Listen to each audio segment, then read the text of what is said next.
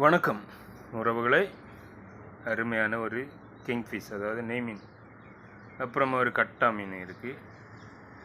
ரொம்ப பெரிய நெய் மீன் தான். அருமையான மீன் பாருங்கள் உறவுகளை. நம்மளோட உறவு ஒரு ஆள் கிடச்ச மீன் தான். அவங்க கொண்டு போகிறது வச்சுருக்காங்க. நமக்கு இந்த கட்டா மீனை தந்திருக்காங்க.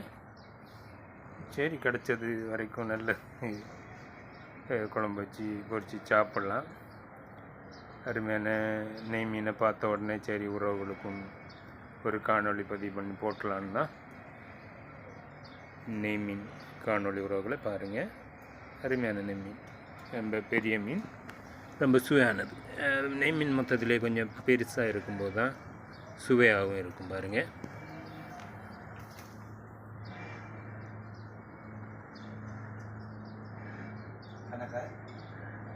நம்மளோட